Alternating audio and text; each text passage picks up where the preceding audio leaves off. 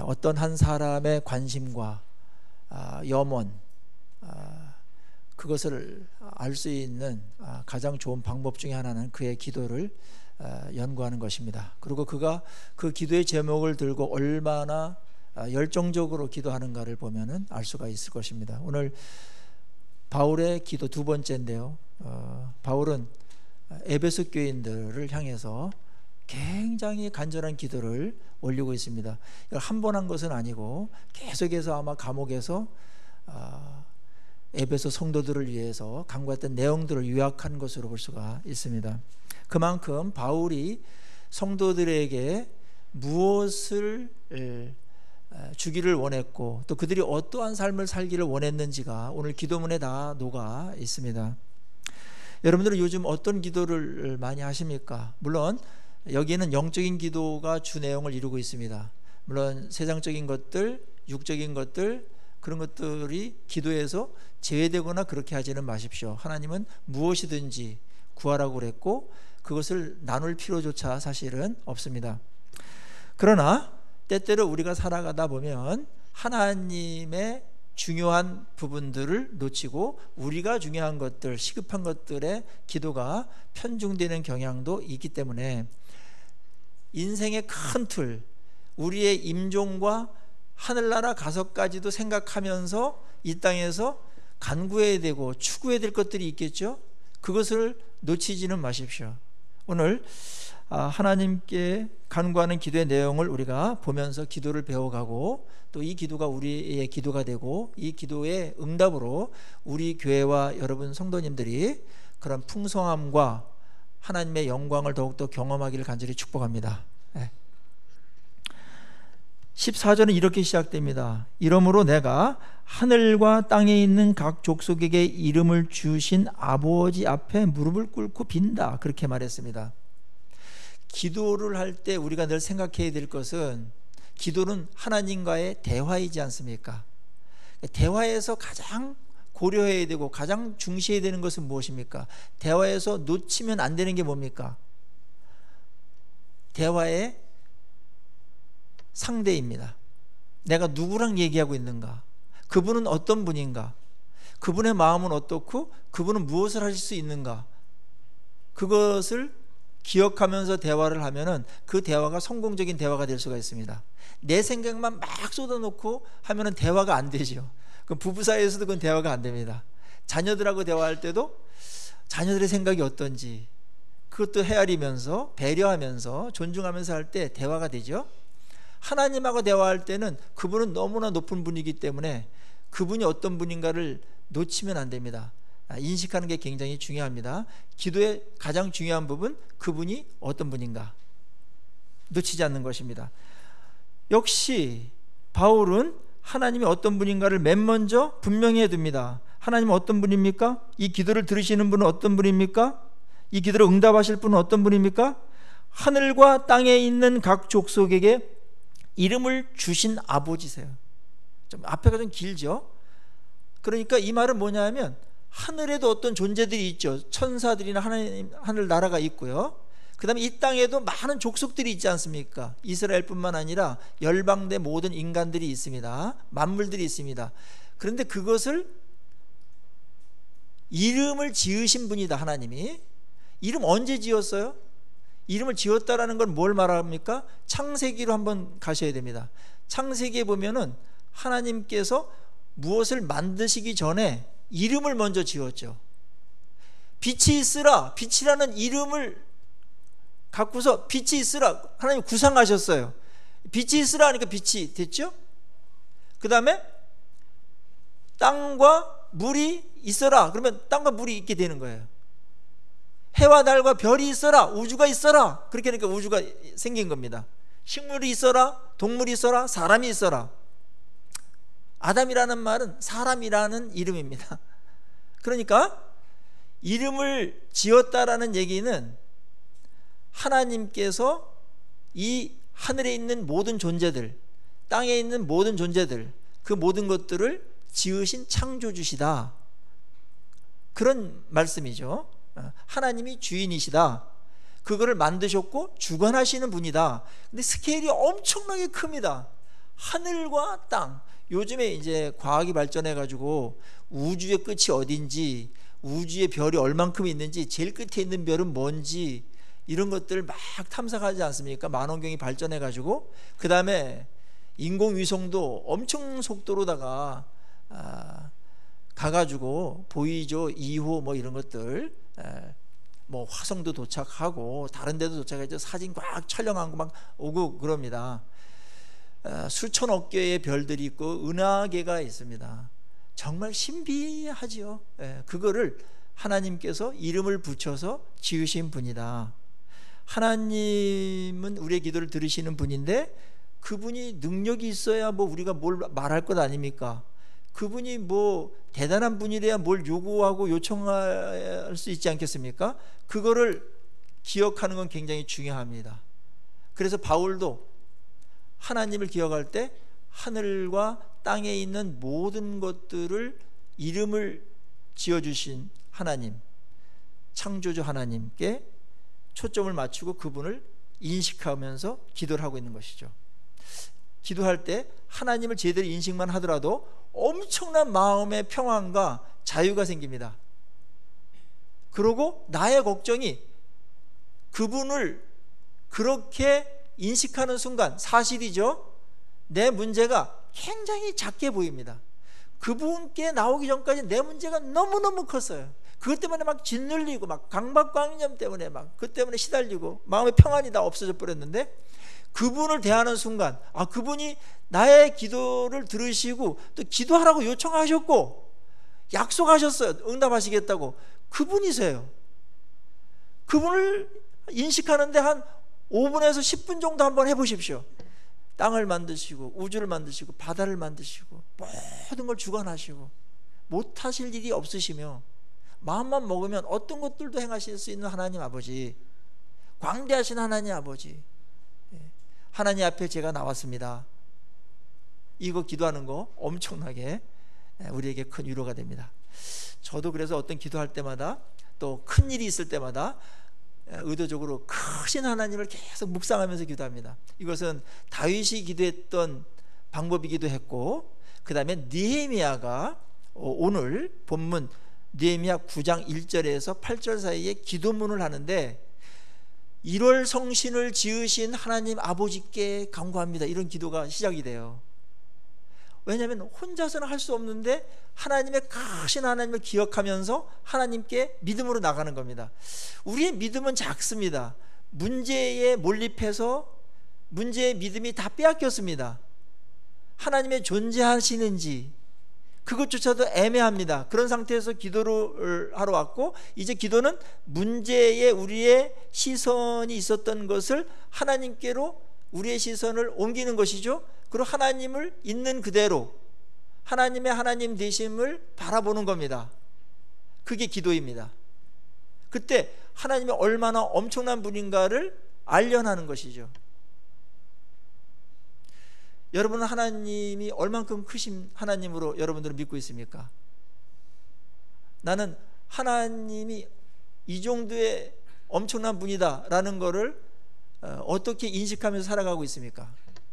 저는 말씀을 통해서 묵상하고, 말씀은 사실에 대한 기록이니까, 그 다음에 때때로 내 시선이 굉장히 그 넓은 지역을, 광활한 지역을 볼 때 하나님을 발견하고 또 하나님을 더욱더 인식하곤 합니다. 얼마 전에 강의가 있어가지고 동해안에 갔다 왔는데 그 양양의 그 바다가 엄청나더라고요. 그게. 이 바다를 만드셨습니까 하나님? 그렇다면 뭐 하나님 뭐 못하실 일이 없으시겠네요. 이 바다가 이 지구에 붙어 있는데 이 지구가 이렇게 돌고 자전도 하고 공전도 막 하는데 이 바닷물이 어떻게 쏟아지지 않게끔 그렇게 하시면서 합니까? 조금만 출렁대도 엄청난 쓰나미로다가 대륙과 이 모든 것들이 다 망가질 텐데 그거를 하나님께서 조정하시네요. 참 대단하신 하나님이십니다. 그래서 바닷가에 나갔어요, 혼자. 근데 파도가 쫙 왔다가 내가 있는 데까지 왔다가 또 물러가고, 내가 있는 조금 더 올 때가 있어요. 그럼 내가 약간 피하면 돼요. 그런데 이게요, 창세기에서 하나님께서 바다에게 명령하신 거죠. 너는 무태 경계선을 넘지 말라고. 그래서 그게 조정이 되는 거예요. 지금 30cm만 높아지더라도 엄청난 일이 벌어집니다. 지구에 수많은 땅들이 침몰합니다. 30cm 얼마 안 되지 않습니까? 그걸 하나님께서 조정하신다고요. 그분이 우리의 기도를 들으시는 아버지이십니다. 창조주시고 그 다음에 엄청난 분인데 아버지세요. 광대하시고 어미하시지만은 능력이 못하실 일이 없으신 그런 분인데 그분이 우리의 아버지랍니다. 그 아버지께 나가는 겁니다. 다시 한번 바울의 첫 마디 기도를 제가 낭독하겠습니다. 내가 하늘과 땅에 있는 각 족속에게 이름을 주신 아버지 앞에. 이 정도 되면은 이미 문제는 끝난 거죠. 이제 내용만 조금 얘기하면 되는 겁니다. 그리고 바울의 태도를 보니까 기도하는 자세가 어때요? 무릎을 꿇고 빈다고 그랬죠. 유대인들은 주로 서서 기도를 합니다. 손을 올리고 하나님 아버지 하늘을 보면서 주로 기도를 합니다. 일반적으로. 우리는 앉아서 하죠. 옛날에 교회가 이렇게 방석을 깔고 있을 때는 많이 무릎을 꿇고 했습니다. 그런데 요즘은 의자에 앉아서 주로 하죠. 그런데 바울은 여기서 특별히 자기가 기도하는 자세를 표현했어요. 뭐라고요? 무릎을 꿇고 빈다. 그거는 간절하고 절박한 기도를 할 때, 중요한 기도를 할 때 유대인들도 무릎을 꿇으면서 기도했습니다. 그러니까 지금 기도의 내용이 그만큼 절실한 것이고 굉장히 중요한 기도를 하고 있다라는 암시죠. 지금 그래서 이 기도의 제목이 바울이 많은 것들을 기도했겠지만 유난히 굉장히 중요하게, 그러면서도 성도들에게 반드시 있어야만 되는 절박한 기도를 지금 올리고 있는 것입니다. 오늘 기도의 내용을 보면은 앞에서 예수를 믿고서 이방인들이든지 유대인들이든지 하나님의 자녀가 됐고 교회가 됐다, 성전이 됐다, 그거에 대해서 많은 이야기를 했습니다. 그건 영광스러운 것이었다. 근데 예수를 믿고 신앙생활을 하면서 이 세파를 헤쳐나가고 그 다음에 영적으로 자라가고 승리하는 데 있어서 우리에게 꼭 필요한 것이 있죠. 오늘 그 기도를 하는 것입니다. 그것은 절박한 것이죠. 그리고 굉장히 중요한 것입니다. 그렇다면 어떠한 기도의 내용이 있길래 그런가 한번 살펴보죠. 16절 보세요. 그의 영광의 풍성함을 따라 그의 성령으로 말미암아 너희 속사람을 능력으로 강건하게 하시오며. 첫 번째 기도 제목 줄이면 성령으로 속사람을 강건하게 해 주십시오, 이런 기도였습니다. 자, 우리는 이제 예수를 믿음으로 인해서 영이 태어났고 창조되었고 그 다음에 우리의 인격도 영과 연합해서 새로운 인격으로 자라가고 있습니다. 겉사람이 있고 속사람이 있습니다. 겉사람은 육체입니다. 그리고 속사람은 하나님과 관련을 맺고 있는 인격이나 영이나 이런 모든 것들을 포함하는 존재를 말하겠죠. 속사람은 커가야 되고 강건해져야 됩니다. 그래야 이 세상을 믿음으로 이겨나갈 수가 있어요. 죄를 이길 수 있고 또 하나님께 주신 일들을, 많은 장애물 같은 거 통과하면서 헤쳐나갈 수가 있습니다. 우리는 겉사람에 대해서는 굉장히 신경을 많이 씁니다. 왜냐하면 보이니까요. 저도 지난주에 종합검진을 모처럼 한번 받았습니다. 뭐 의무적으로 하는 기본적인 것만 받다가 이번에는 뭐 스트레스 측정하는 거 그런 것도 있더라고요. 뭐 그런 것까지 다 이렇게 받아봤습니다. 근데 제가 마음의 스트레스는 조금 괜찮은데 이 뇌 스트레스가 좀 많다. 아마 다른 어떤 뭐 설교 걱정이나 뭐 이런 것 때문에 있는 건지 나는 괜찮은 듯 한 것 같은데, 그래서 너무 신경 쓰지 말라고 그러고, 그 다음에 또 어떤 거 확진 판정을 받아야 되니까 오라 그러고, 그래서 젊은 의사가 있는데 이거 먹지 말고 이거 해야 되고 막, 그래서 그 굉장히 그 성적 통지서 받는 듯한 느낌. 그리고 의사가 말하는 게 굉장히 권위 있게 들렸어요. 아, 이건 내가 해야 되겠구나. 그냥 100% 수용하게 되더라고요.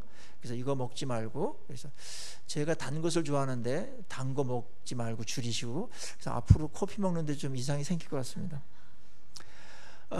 그래서 제가 그걸 메모를 했다가 그걸 실천하려고 합니다. 그래서 이제 우리 집에서도 우리 식단을 짤 때 대부분 이제 이런 쪽으로 다 맞춰가지고 하고, 운동이나 또 생각하는 거나 이런 것들도 맞춰서 제가 하려고 그렇게 마음을 먹었습니다. 그런데 여러분, 우리는 이 육체 건강은 몸으로 탁탁 느끼기 때문에, 또 보이기 때문에 신경을 의외로 많이 써요. 연세 드신 분들은 대부분 만나시면 건강 얘기를 많이 하십니다. 그렇죠. 또 안 아픈 데가 없는 분이 한 분도 없어요. 다 어디가 또 한 군데가 아파서 계속 사인을 계속 보내니까 이제 잊어버리려고 해도 생각이 나고, 그래서 그거부터 먼저 얘기가 나오고 이제 그러는 경향들이 있죠. 그래서 신경을 많이 씁니다. 한두 가지 하는 게 아닙니다. 가만히 보면은 하루 일정표를 보면은 건강을 챙기는데 많은 노력들을 하십니다. 그렇게 하셔야 됩니다. 그런데 그것에 비해서 겉사람은 그렇게 돌보는데 속사람은 얼만큼 관리하고 있는가, 강건하게 하기 위해서 얼마나 애쓰는가 가만히 들여다보면은 상대적으로 엄청나게 속사람이 중요하다고 여기고, 우리의 삶은 사실 속사람에 의해서 진행되는 게 더 많은데 속사람은 그냥 이렇게 방치하거나 아무렇게나 그냥 이렇게 둘 때도 종종 있을 수 있습니다. 속사람에게 나쁜 것 하지 말라고 성경은 그토록 말하죠. 죄 짓지 말고, 유혹받지 말고, 그 다음에 근심 염려하지 말고, 뭐 이런 것들이 있어요. 그런 것들. 그 다음에 속사람한테 좋은 거 엄청나게 얘기해요. 말씀을 늘 은혜를 받고 하면 속사람이 좋아진다. 오늘 성령으로 속사람이 강건케 해주시고 그랬기 때문에 성령의 충만함으로 가면 속사람이 아주 강건해진다. 왜냐하면 영으로 태어났기 때문에, 성령으로 태어났기 때문에 성령의 충만함으로 들어가면 우리 속사람이 굉장히 강건해져요. 그리고 빨리 자랍니다. 말씀을 먹고 그 다음에 성령 충만으로 계속 가면은 속사람이 아주 강건해지죠. 그리고 좋은 공동체에서 있으면 굉장히 그게 어려움들이 사람끼리 모였기 때문에 이런저런 일들이 생길 수는 있으나 그래도 엄청나게 보호받고 있는 것입니다. 거기서 우리가 함께 성령이 내 개인에게도 임하지만 이 교회 안에, 우리 믿는 사람들 안에 성령께서 임재하시기 때문에 교회 안에 들어와 있는 것 자체가 굉장히 안전한 겁니다. 속사람이 안전하고 강건한 분위기 속에서 있는 겁니다. 여기서 이탈하는 순간 속사람의 건강이 굉장히 약해지거나 망가질 수가 있어요. 굉장히 위험한 것입니다. 말씀을 안 먹으면, 우리 식사를 안 하면 육체가 약해지듯이 똑같이 말씀을 먹어야 되고요. 그 다음에 기도는 이 호흡이라고 그러는데, 맑은 공기를 마시면서 호흡도 하고 운동도 해야 되고, 이런 것들이 영적인 활동도 해야 되고, 이럴 때 영이 강건해지거든요. 속사람이 강건해지는 거, 이거 맨 먼저부터 얘기한 겁니다. 성장하는 것과 강건해지는 것 말입니다. 올 한 해 정말 육체를 돌보시고, 그 다음에 육체보다도 더 귀한 이 속사람, 영과 인격을 그렇게 돌보셔서 자라가게 하시고 건강관리 잘 하셔서 강건해지기를 간절히 축복합니다. 이 속사람이 강건해지면 어떤 일이 벌어질까요? 웬만한 어려움들을 이겨나갈 수가 있어요. 아무렇지도 않게끔. 근데 속사람이 약하면 별것 아닌 것에 다 시험거리가 되고, 낭망이 되고, 염려가 되고, 두렵고, 짜증나고 이렇게 돼요. 왜냐하면 그게 속사람이 약하다라는 증거예요. 속사람이 내가 강한가 약한가를 가만히 여러분들 그 병원에 갈 필요도 없고요. 몇 가지 테스트하는 게 있어요. 그 중에 하나가 속사람이 강한 거, 말씀을 좋아하고, 그 다음에 어떤 일이 있더라도 그거를 감사로 만들어버리는 그러한 능력이 있다면 속사람이 굉장히 강한 겁니다. 근데 어떤 것들이 딱 왔을 때 그 환경 탓을 하고, 그 다음에 염려 빠지고, 그 다음에 불평이 먼저 나와버리면 속사람이 굉장히 지금 허약한 상태에 있습니다. 그래서 의사가 처방하는 대로 빨리 처방전대로 해야 돼요. 위험하기 때문에, 더 망가질 수가 있기 때문에. 그거는 민첩하게 해야 될 부분입니다. 성령께 기도해서 성령님 저를 다스려 주십시오. 성령님을 초청하시고 그 다음에 말씀을 묵상함으로 인해 가지고 말씀의 은혜를 받도록 그렇게 하셔야 됩니다. 기도는 우리를 건강하게 하는 굉장히 중요한 핵심적인 부분입니다. 기도가 끊어져 버리면 은혜 통로가 막히기 때문에 한쪽이 부실해질 수밖에 없어요. 한 축이. 말씀은 말할 것도 없습니다. 오늘 그래서 성령의 능력으로 말미암아 속사람이 강건해지게 하옵시고 그렇게 말했습니다. 속사람이 약해지면 나 혼자 그 몸 하나 제대로 하기 어려워요. 내 삶 하나, 내 인생 하나, 그것도 너무나 버거워요. 사실 쉽지는 않죠. 요즘에 살아가는 게. 각자 특수한 상황도 있게 그렇기 때문에. 근데 속사람이 강하면 헤쳐나갑니다. 힘들지만 이겨나가고, 그 다음에 강건해지면 어떠냐면은 나도 힘든 일이 있으나 그거를 내가 다 처리하고 힘이 남아서 다른 사람들도 돌보고 세우고 강건케 해주고 일으켜주고 하는 에너지가 나온다는 것이죠. 그러니까 속사람이 약하면 나 혼자 일밖에는 못해요. 그것도 너무 힘들어요. 누가 계속 도와줘야만 돼요. 약할 때는. 어릴 때는 계속 도와줘야만 됩니다. 그런 시기가 누구에게 다 있어요. 그리고 어떤 특별한 인생에 있어서 굉장히 어려운 고난의 터널을 지날 때에는 내 몸 하나 가르기도 굉장히 힘들 때가 있기 때문에 거기에 집중하는 그것은 영적으로 강하더라도 있을 수 있는 일입니다. 그런데 일반적으로 속사람이 강건해지면 삶이 여유가 생기고 웬만큼 해가지고 평화를 빼앗기지 않습니다. 웬만큼 해가지고는 감사가 사라지지 않습니다. 어떤 경우든지 감사거리가 있고, 또 사람들 좀 까칠한 사람들 만나더라도 잘 이렇게 수용하고, 그럴 수 있지만 나도 옛날에 그랬지 뭐, 또 굉장히 또 상황이 나쁘면은 나도 모르게 이렇게 할 때가 있기 때문에 그러려니 하고 이렇게 지나갈 수가 있는 여유도 생기게 되는 것입니다. 성령 안에서 우리 모두가 속사람이 강건하게지기를 간절히 축복합니다. 이거는 삶의 질하고 굉장히 연결되어 있고, 세상을 헤쳐나갈 때 결국은 강건해져야 됩니다.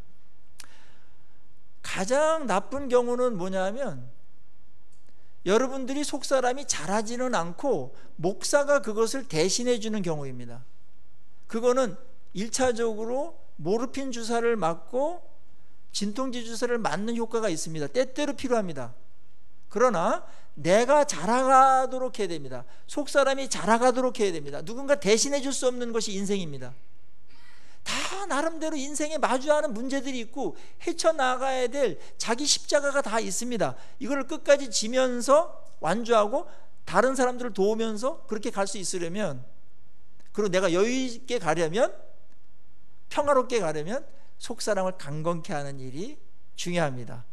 그래서 우리는 기도할 때 어떠한 상황을 놓고 하나님 이 상황을 바꿔주십시오, 이 문제를 해결해 주십시오, 이렇게 기도해야 됩니다.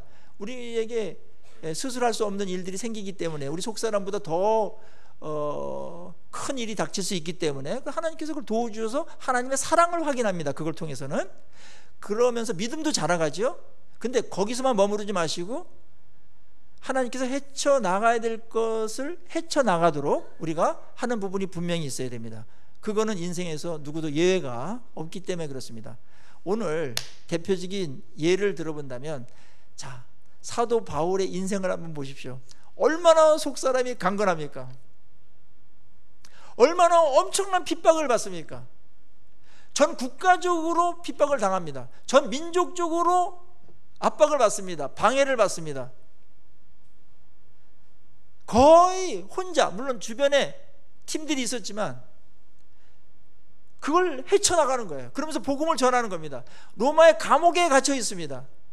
옛날의 감옥은 지금의 감옥 같지 않아요. 요즘에 감옥에 뭐 뜨뜻한 물도 나오게 해달라, 뭐 에어컨도 나오게 해달라 막 그래가지고 인권위원회에서 좀 고민을 하는 것 같은데, 너무나 편안하게 해주려니 그쪽으로 도망가는 사람도 있을 것 같고, 너무나 또 안 해주면은 또 인간 이하의 어떤 것 때문에 또 불만이 있을 수 있고, 이래가지고 좀 뭐 이 문제가 많은 것 같아요. 예. 근데 그때 감옥은 그렇지 않았습니다. 진짜 음습하고 차갑고 뭐 그런 곳이었거든요. 근데 그럼에도 불구하고 바울이 지금 옥에 갇혀가지고 이 기도를 하고 있는 것이고, 그 다음에 에베소서를 쓰는 거 있는 것이고, 자기도 하나 뭔가를, 자기도 아픈 병이 있었어요. 엄청나게 아픈 병이 있었거든요.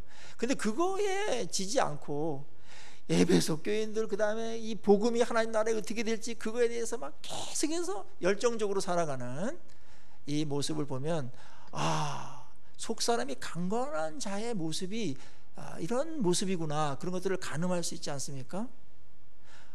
속사람이 강건하면 내 문제는 일단 뛰어넘습니다.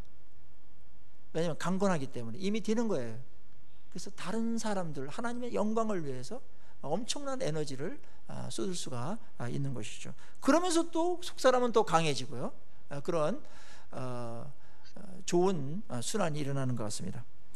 자, 두 번째는 이 속사람을 강건하게 주옵소서 다음에 연결해 가지고 17절에 믿음으로 말미암아 그리스도께서 너희 마음에 계시게 하시옵고 그랬습니다. 자, 두 번째 기도는 그리스도께서 우리 마음에 계시게 해달라는 기도였습니다. 우리가 예수를 믿는 순간 예수님께서 우리 마음에 들어오시죠. 그리고 우리가 영접 기도할 때 예수님이 나의 마음의 주인이 되어 주시도록, 내 삶의 주인이 되어 주시도록 그렇게 고백한 겁니다. 그래서 우리가 신앙생활을 하는 것은 예수님이 내 마음에 들어오셔서 주님의 역할을 하도록 하는 겁니다. 그게 굉장히 중요해요. 이걸 로드십이라고 그래요. 모든 신앙의 기초입니다. 예수님이 주인인가? 내 마음의 진정한 주인이고, 그래서 내 삶의 주인이고, 내 생각의 주인인가? 내 행동의 주인인가? 우리 가정의 주인인가? 우리 교회가 진짜 예수님이 주인이신가? 이 부분입니다. 예수님이 진정한 주인이 되도록 하라는 겁니다. 주여 주여 말로다는 하지만 주님이 주인 대접을 못 받을 때가 너무나 많죠. 주님이 주인이라면 우리는 종이고, 종은 그의 말에 귀담아 듣고 그 말을 순종할 때 주님이 진짜 다스리시고 주님이 진정 주인이 되어 주시는 것이죠. 주님의 다스림 속에 주님이 주인 안 되게 하는 몇 가지를 예를 들자면, 내 감정이 주인이 될 때가 있고, 내 기분이 주인이 될 때가 있고, 내 욕망이 주인이 될 때가 있습니다. 내 야망이 주인이 될 때가 있습니다. 그거를 내려놓는 작업이 주님이 주인 되게 하는데 필요하겠죠. 그래서 주님이 내 마음의 주인이 되도록 하려면 1차적으로 우리에게는 어떤 정리가 필요하냐면, 내가 주인이 아니다 고백하고, 그 다음에 주님이 주인 되도록 하기 위해서 나를 내려놓고 나를 부인하는 겁니다. 그래서 예수님께서 나를 따르는 자들은 자신을 부인하고 자기 십자가를 지고 나를 따를지니라, 그렇게 하신 것이죠. 이 주인과 종의 이 관계가 분명하게 가라는 겁니다. 그럴 때 모든 질서가 잡힙니다. 그리고 주인께서 완전한 통치를 해주심으로 인해서 그렇지 않은 사람과 비교했을 때 엄청나게 다른 삶이 됩니다. 맨 처음에는 이거 뭐 벨도 없나, 주관도 없나, 지가 주인이지 왜 뭐 주님이 주인이야? 뭐 어폐가 있습니다만은 왜 하나님이 주인이야? 내 인생 내가 해야 되지? 세상적인 메시지예요. 모든 가요나 팝이나 보면은 네 인생 네가 주인이다 이렇게 계속 강요하지 않습니까? 그런데 내 인생 내가 주인 돼봤자 별로 잘하지도 못해요. 한계가 뻔하잖아요. 내 마음도 하나 잘 컨트롤 못하는데 능력도 없어요. 물론 자유롭다라는 생각이 들겠으나 그 자유도 알고 보면 욕망의 종로로 타는 것이지 내가 욕망을 이기지 못하잖아요. 그래서 가장 저급한 인생을 살아가게 됩니다. 천박한 인생을 살아가게 됩니다. 내가 내 인생을 운전하면. 그걸 주님께서 아시기 때문에 너 그러지 말고 내가 주인 되도록 해라. 그건 예수님을 믿을 때 이미 고백한 거예요. 그래서 주님이 나의 주인이 되도록 계속 해야 된다. 그러기 위해서 네가 주인이 되려고 했던 거, 내려놓지 못했던 거, 주인 되는데 방해가 됐던 거, 그거 내려놔라. 승질이든지 그게 욕망이든지 어떠한 습관이든지 고집이든지 그거 내려놔라. 주님 앞에서 주장할 수 있는 거라면 그거 하되, 주님의 주인 되심을 방해하고 그거랑 충돌하는 거라면 그거 내려놔라. 근데 이게 어렵죠 사실은. 근데 이게 이제 십자가의 신앙이라는 게 이겁니다. 그래서 믿음이라는 것은 뭐냐면 그래서 믿음으로 이제 이 주님이 우리 안에 거하시는 건데, 믿음은 이런 거예요. 그냥 그분을 동의하고 하나님 그런 분이죠, 주님 그런 분이죠, 이렇게 지적인 동의와 함께 주님이 진정한 주인으로 신뢰하고 맡기는 단계까지 가는 건데, 그게 이제 인간이 가장 하기 어려운 부분이에요. 자존심도 있고 고집도 있고 나름대로 그냥 이렇게 하고 싶은 게 있거든요. 그걸 내려놓으라는 겁니다. 그걸 포기하라는 겁니다. 얼마나 어렵습니까? 그게 이제 십자가에서 우리 정욕을 십자가에 못 박는 일입니다. 나를 죽이는 겁니다. 그럴 때 주님의 완전한 다스림 속에 들어가게 됩니다. 맨 처음에는 그게 바보스럽습니다. 굉장히 아주 연약하고 우유부단한 것 같기도 하고 좀 그런 것 같이 느껴지나 지혜입니다. 그거보다 더 나은 인생을 살 수가 없습니다. 그거보다 더 강력한 삶도 없습니다. 주님이 나의 주인이 될 때, 온전한 통치를 받을 때 우리 인생이 새로워지고 엄청나고 놀라운 일들이 우리 가운데서 일어날 줄로 믿습니다. 이 싸움이에요. 교회도 주님이 주인 되도록 해야 되는 거예요. 교회는 정말 다른 데도 다 그래야 되지만 주님이 주인이셔야 되고, 우리는 주님의 종들로서 주님의 말씀대로 딱 순종하고 그분이 시키는 대로 하고, 그건 최선이니까, 최고의 지혜니까 그 주님의 능력을 공급받아서 살고, 주님이 모든 것 다 헤아리고 주도해 나가시니까 거기에 협력하고 이렇게 갈 때 우리 인간들이 힘을 합해도 할 수 없는 일들을 주님께서 놀랍게 주인 되어 주셔서 이끌어 가실 줄로 믿습니다. 이거는 성경 전편으로 깔려 있는 거예요. 맡기라고 그래서 계속 말해요. 맡겨라. 맡길 때 주님께서 최선의 것으로 책임져 주실 줄로 믿습니다. 그 다음에 세 번째는 사랑을 알게 해달라고 기도하고 있습니다. 18절에 보면 능히 모든 성도와 함께 지식에 넘치는 그의 사랑을 알게 해달라고 기도하고 있습니다. 그 사랑은 하도 놀라운 것이기 때문에 지식에 넘쳐요. 얼만큼 넘치냐면 19절 보세요.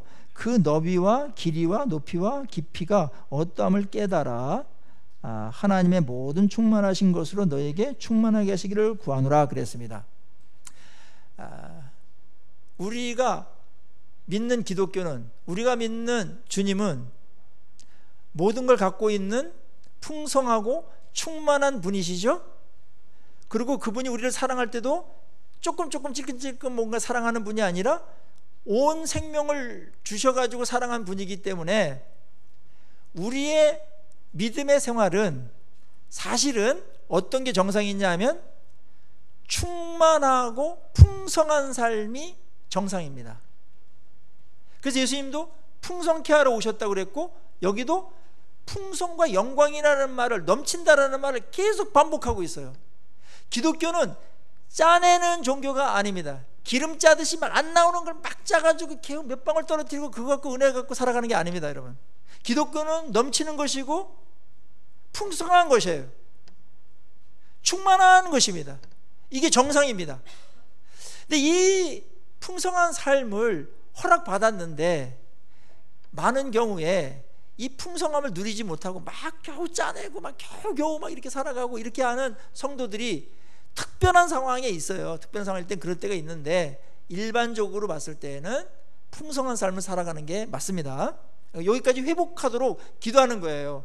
예수를 믿고 하나님을, 온 천지에 이름을 주신 그 하나님하고 아버지와 자녀들 관계인데, 그 자녀가 이 땅에서 영적으로나 인격적으로나 생각이나 뭐 삶에 있어서 아주 그냥 너무나 이렇게 짜내는 듯한, 너무나 결핍된 삶을 살아가는 것이 정상이 아니라는 거예요. 그거는 하나님의 하나님 되심에도 어울리지 않고, 하나님이 우리를 사랑한다라는 걸 생각했을 때, 사랑한다면 없어서 못 주지, 있으면 다 최선의 것을 주고자 하는 게 사랑의 속성입니다. 그건 뗄 수가 없는 거예요. 그런 면에서 오늘 기도도 그렇게 가는 건데, 풍성한 삶을 살도록 해야 된다. 뭐 여기에 물론 이런 것도 있어요. 하나님께서 우리에게 영적으로 삶에 있어서 풍성함을 줬는데 비교해가지고 상대적인 박탈감이나 이런 것 때문에 풍성한, 지금 조건인데도 불구하고 풍성한 걸 못 누리고 욕심 때문에 또 교만해서 풍성을 못 누리는 경우가 있어요. 그런 것들도 있고, 어떤 경우에는 하나님께 기도를 하고 그 다음에 이런 걸 생활이 너무나 적어서 풍성함을 예비했는데 그거를 기도를 통해서 주려고 그랬는데, 이 엄청난 그 저수지에 수원지가 있어요, 가창텐처럼. 근데 이게 수로가 딱 뚫려야 뭔가 펑펑펑 쏟아지는데 그게 이제 막혀 있을 경우가 있다라는 거예요. 그래서 바울은 기도해야 된다고 합니다. 근데 하나님의 이 풍성함을 언제 우리가 경험하냐 하면 여러 경우가 있는데, 하나님의 사랑을 깨달을 때, 하나님의 사랑을 경험할 때, 그때 엄청나게 우리의 삶이 풍성해지는 것을 느끼게 됩니다. 아, 하나님 날 사랑하는구나.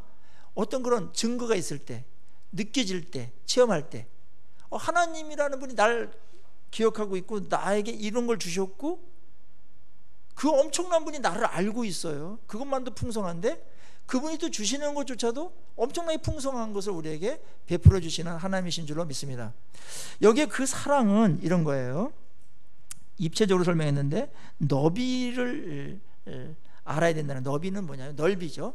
그래서 하나님의 사랑은 어느 누구도 그 사랑에서 제외되지 않는 사랑입니다. 우리가 죄인일지라도, 우리가 땅끝에 있을지라도, 타락해가지고 저쪽에 있을지라도 하나님께서 그 넓은 사랑으로 우리를 사랑하신다라는 거예요. 하나님의 넓이, 이 안에 안 들어올 사람이 없어요.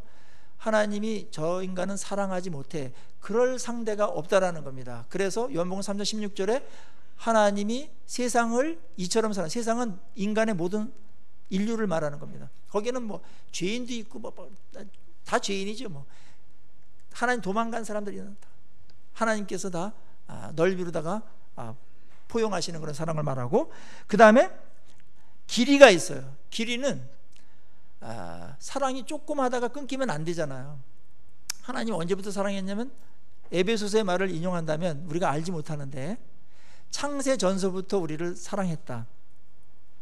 그러니까 할아버지 할머니가 손주가 태어날 거를 생각하고 뭐 준비하는 거랑 똑같아요. 아직 결혼도 안 했어.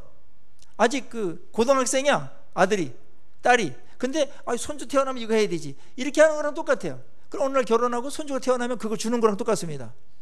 그 전에 이미 사랑이 시작됐고 우리가 알지 못하는 때에, 그리고 사랑은 우리의 죽음을 넘어서 영원까지 길이 영원토록 계속되는 사랑입니다. 그게 사랑의 길이입니다. 길지요. 그 다음에 하나님의 사랑은 높이가 있어요.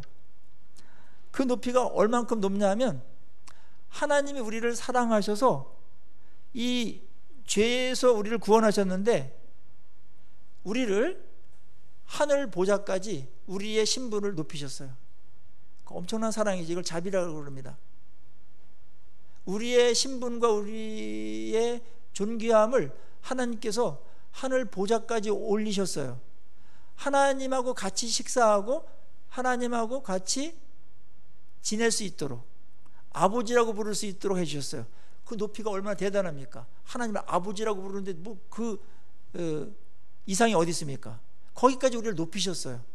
우리는 그런 자격 없어요. 그냥 죄 용서받고 지옥만 안 떨어지더라도 다행이에요.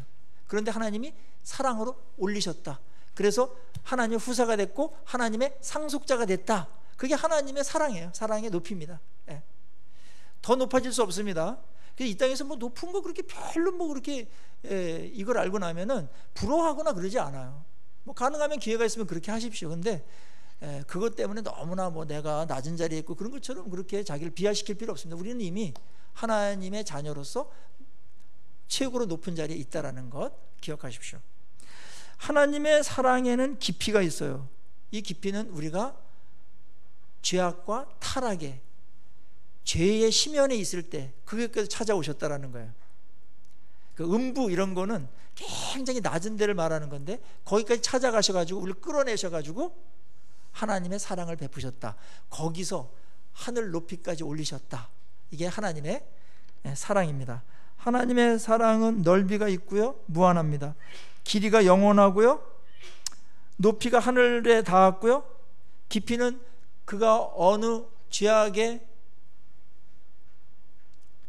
심연에 빠져 있을지라도 거기까지 사랑의 손길을 뻗쳐서 우리를 구원해내시고 사랑으로 우리를 이끌어 주시는 주님의 사랑이십니다. 이거를 알아가라는 거예요. 이거를 알아갈 때 삶이 막 풍성해져. 그 영광이 얼마나 엄청난가를 알게 된다는 겁니다. 기도하시면서 응답받을 때 이런 것들이 알게 됩니다. 그리고 평상시 때에도 하나님의 사랑이 얼마나 큰가를 더욱더 알아가실 때 내가 정말 복된 사람이구나, 내가 그럼에도 불구하고 하나님의 사랑을 받고 있다는 것만으로도 얼마나 이게 풍성한가, 감사한가, 다행인가, 축복인가, 이거를 늘 확인하시기를 간절히 바랍니다. 이건 우리 모두에게 임한 겁니다. 너무나 축복된 겁니다. 그러면서 바울은 이렇게 기도를 마무리해요. 20절 한번 같이 읽겠습니다. 제가 참 좋아하는 구절인데, 시작. 우리 가운데서 역사하시는 능력대로 우리가 구하거나 생각하는 모든 것에 더 넘치도록 능히 하실 이에게. 다시 하나님께 집중하면서 하나님은 어떤 분인가, 이 기도를 들으시는 분은 어떤 분인가, 능력대로 역사하셔가지고요, 우리가 구한 것에 더 넘치도록, 우리가 평소에 생각한 것보다 더 넘치도록 부어주실 하나님이시다. 그렇게 능히 하실 하나님이시다. 왜냐하면 그분은 사랑하시고 능력이 엄청나게 많으시고 사랑해서 뭔가 더 풍성하게 해주기를 바라시는 분이기 때문에 우리가 간구하는 것보다 더 넘치도록 주시기를 원하시는 분이시고, 우리가 평소에 이랬으면 좋겠어요, 하나님 이랬으면 좋겠어요, 그게 욕망이 아니고 하나님과 함께 아름다운 것이라면 하나님께서 그걸 허락하셔가지고 넘치도록 해주신다. 근데 그 과정은 시간이 있고 하나님의 때가 있고 하나님의 방법들이 있어서 단면으로 딱 보면 이거 느끼지 않을지 모르겠으나 지나놓고 보면 제가 기도한 것보다 더 풍성하게 해주셨네요, 제가 생각했던 것보다 더 넘치도록 해주셨는데요, 이거를 고백하고 시인할 수밖에 없지 않습니까? 여러분 어떻습니까? 저만 그렇습니까? 이런 고백을 제가 많이 들어요. 최근에 저도 이런 이제 일들도 경험하고 또 여러분들에게도 이러한 또 간증이 있는 것을 압니다. 하나님의 때가 있습니다. 하나님의 방법이 있습니다. 그러나 분명한 결과는 이겁니다. 하나님은 우리가 기도한 것이나 생각한 것보다 더 넘치도록 부어주시는 하나님이심에 틀림이 없습니다. 이 하나님 꼭 붙드시고 이 하나님의 사랑 더욱더 경험해 가시기를 축복합니다. 이 기도가 우리의 기도가 되고 이 기도를 통해서 우리가 빼앗겼던, 누리지 못했던 풍성함과 영광과 충만함을 회복하시기를 주의 이름으로 축원합니다. 기도하십시다.